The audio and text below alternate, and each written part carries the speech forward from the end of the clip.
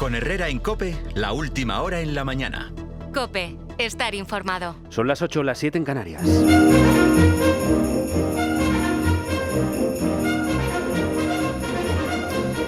¿Qué tal? Buenos días. Saludos de Sergio Barbosa en nombre de la gente que hace posible Herrera en COPE en este martes 2 de enero de 2024. ¿Cómo venían ayer algunas carreteras camino de Madrid y de otras ciudades? ¿Cómo se notaba ya que muchos de los que se fueron en Nochebuena ya tenían que incorporarse a su día a día con el cambio de año? Que les digo una cosa, no se podrán quejar porque este año la semana caía perfecta. Si te cogías una semana pillabas la Nochebuena y la Nochevieja. Y claro, así uno vuelve hoy al Tajo pues con la sensación de que por lo menos las fiestas navideñas han cundido. En todo caso, ni que decir tiene que este es un martes peculiar porque todavía vamos a estar a medio gas, con mucha gente que se ha cogido, por ejemplo, la Semana de Reyes. El que tiene hijos pequeños es posiblemente el momento que más disfruta de todas estas fechas, aunque también es verdad que no hace falta tener un hijo pequeño para disfrutar de esta semana. Los hay que, teniendo el hijo ya bastante talludito, el regalo de Reyes lo van a disfrutar hoy mismo por adelantado. Estamos pensando en la familia de Santiago Sánchez y de la buena noticia de esta pasada madrugada, y es que se ha confirmado que Santiago Sánchez Cogedor ya está camino de nuestro país después de 15 meses de cautiverio en Irán. Va a llegar a Madrid-Barajas poco antes de la 1 del mediodía en un avión comercial que ha hecho escala en Dubái. Que 15 meses en la trena son 15 meses y en Irán más todavía. El talego en Irán es talego a la enésima potencia. Además, el caso de Santiago ha sido especialmente cruel porque se trata de un tipo de mediana edad, ahora tiene 41, cuyo único problema es que es fundamentalmente buena gente y un entusiasta de todo lo que hace. Y eso le llevó en 2022 a tener una idea. Aprovechando que le gusta mucho el fútbol y que el fútbol español es una de las cosas que mejor venden nuestro país en el extranjero, dijo, voy a hacer un viaje andando de San Sebastián de los Reyes a Qatar, que es donde comenzaba el Mundial de Fútbol en noviembre de aquel año 22. Y Santiago cogió su carrito con su bandera de España y sus camisetas del Madrid y de la selección, pensando en ir haciendo pequeñas obras sociales y tener pequeños gestos como sembrar 2.000 árboles. Bueno, pues problema de todo esto, que el 22 de octubre se hizo la última foto conocida justo en la frontera con Irán, y a partir de ahí se le perdió la pista. Se conoce que una vez dentro, en la zona kurda de Irán, unos kurdos le invitaron a acercarse al epicentro de lo que allí, en aquellos momentos, había sido y era la gran noticia, la tumba de Mahsa Amini, la joven kurda a la que hacía poco había muerto bajo custodia policial por los golpes que había recibido por no llevar bien puesto el velo islámico. La muerte de Mahsa, recordarán, provocó toda una serie de protestas sociales que pusieron en jaque al régimen de los ayatolás, y la represión fue tremenda, hasta 500 muertos. Bueno, pues en plena tensión por aquello, con la joven Mahsa recién enterrada, los agentes iraníes ven a un español con unas pintas peculiares haciendo fotos en la tumba, y habiendo sido visto en la zona por una serie de kurdos, que para el régimen iraní siempre son sospechosos habituales. Así que los kurdos salieron zumbando, pero Santiago, que nada temía porque nada malo había hecho, fue apresado. Y a partir de ahí, el calvario que le ha llevado a estar más de un año en una de las peores cárceles del mundo. Primero estuvo en la cárcel de Tabriz, más de 2 meses, una cárcel de la periferia de Irán, y luego la embajada consiguió su traslado a Teherán, para tenerlo más cerca, pero con el hándicap de que lo metieron en la temible prisión de Evin, una cárcel de la que Amnistía Internacional ha denunciado su terrible nivel de brutalidad, con los gritos de dolor y el mal olor que allí se perciben, vayas a la hora que vayas. El propio Santiago relató que estuvo en una celda sin cuarto de baño, con una luz encendida a las 24 horas del día, y que los guardias se reían de él si pedía, por ejemplo, ir al baño. Así que los mensajes que mandaba en los últimos meses ya eran francamente preocupantes. Despierto desde las 2 de la mañana con una crisis de ansiedad. Me miro en el espejo y no consigo reconocerme.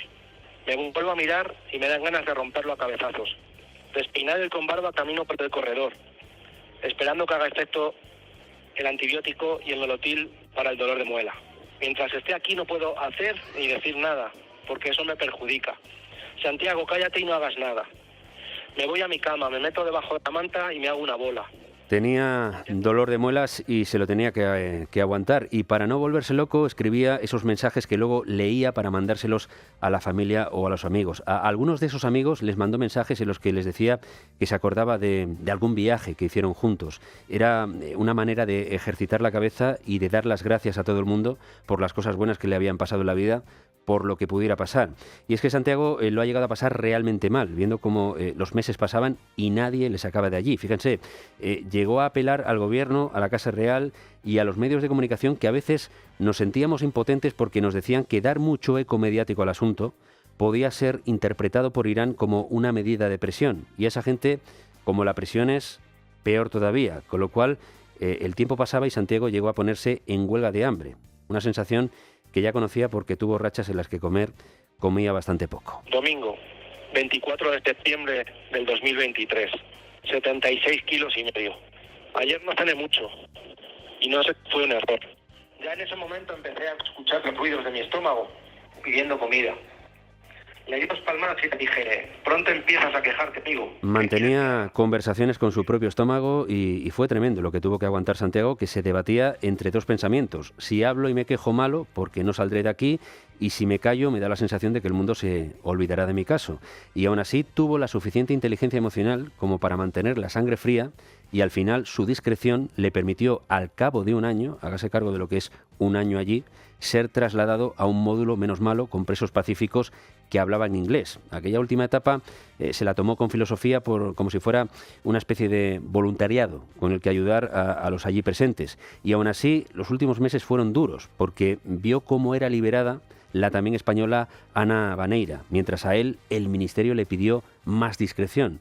Esos meses en los que vio que lo de Ana se arreglaba, pero lo suyo no, fueron especialmente duros. Hubo un momento que, aun teniendo esa inteligencia emocional, llegó a quebrarse y a reconocer en uno de sus mensajes que estaba muy mal, pero que muy mal, aunque supiera que decir eso afectaría a su madre. A una Celia, que sé que nos escucha habitualmente y a la que mandamos un abrazo grandísimo, porque finalmente, después de mucha paciencia y mucho sufrimiento, Irán ha soltado a Santiago. En fin, esta es una de las buenas noticias de este comienzo de año, que en lo político, pues ya saben, nos traerá elecciones gallegas, vascas y europeas, y además se despejará la incógnita de si esta legislatura va para largo o no.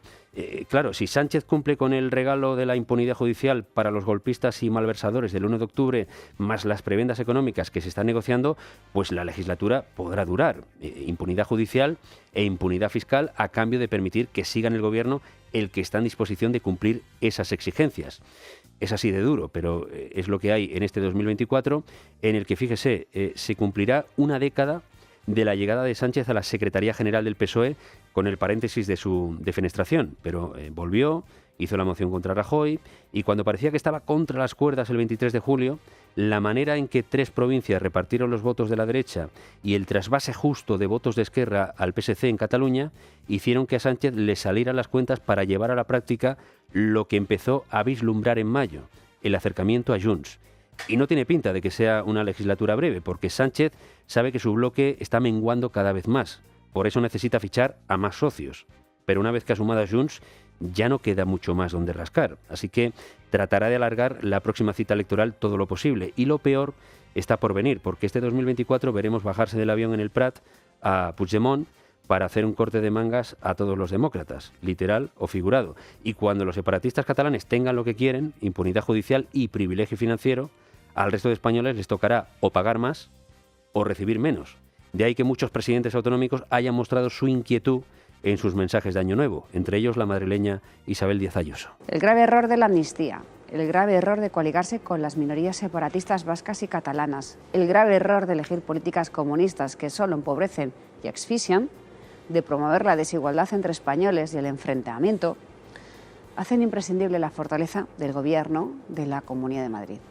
2024, el poder territorial del PP frente a la unión de intereses creada por el PSOE con los separatismos de todo tipo. Nos dirán que están muy centrados en las políticas sociales, pero lo que realmente les ocupa es mantenerse en Moncloa, concediendo a los separatismos lo que los separatismos han exigido. Y todo en un contexto socioeconómico en el que nos dirán también que las pensiones han subido y que los alimentos se mantienen como estaban, pero la factura energética y los peajes ya han subido y no sabemos todavía hasta dónde llegará la nueva tanda de subida de impuestos. Y todo con un gobierno ya sin Calviño, pero con María Jesús Montero, convertida en la mujer fuerte de Sánchez, número 2 del gobierno y número 2 del PSOE.